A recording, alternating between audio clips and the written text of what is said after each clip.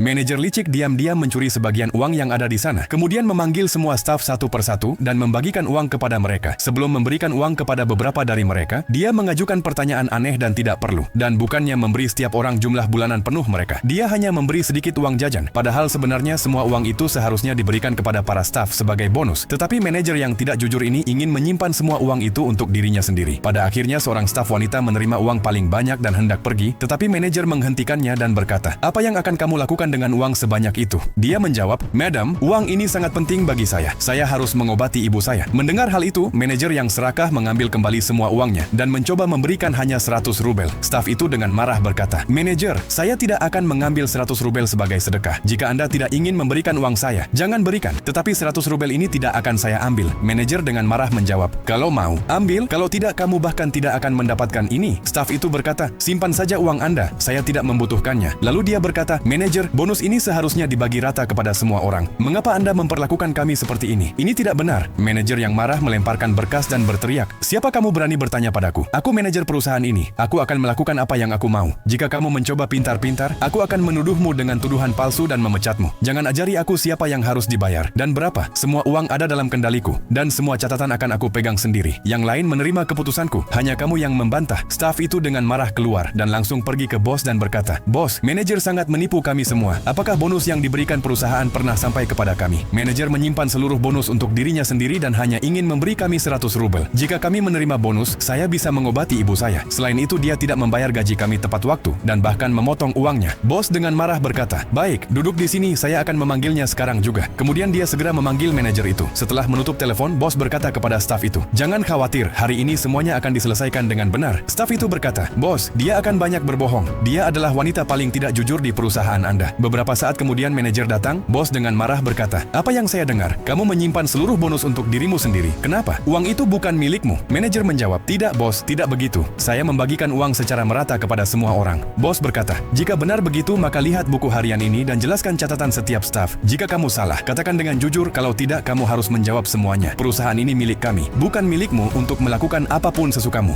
Lalu dia berkata, "Katakan, berapa uang yang kamu berikan kepada Eliza dan apa yang kamu tulis di buku harian ini? Saya sudah tahu bahwa kamu menyimpan sebagian besar uang itu untuk dirimu sendiri. Semua catatan ini salah. Saya juga mengetahui bahwa kamu mengurangi gaji staf. Sekarang saya akan membuat laporan polisi terhadapmu. Kamu harus memberikan laporan penuh tentang setiap transaksi keuangan perusahaan. Kamu telah melakukan kejahatan besar. Kekuasaan hanya terhormat ketika digunakan dengan jujur. Jika tidak, kekuasaan yang sama akan menghancurkan seseorang. Dan jika setelah melihat seluruh cerita ini kalian masih belum menyukai video tersebut dan belum berlangganan saluran, lakukan sekarang juga. Suka videonya dan berlangganan kanal segera."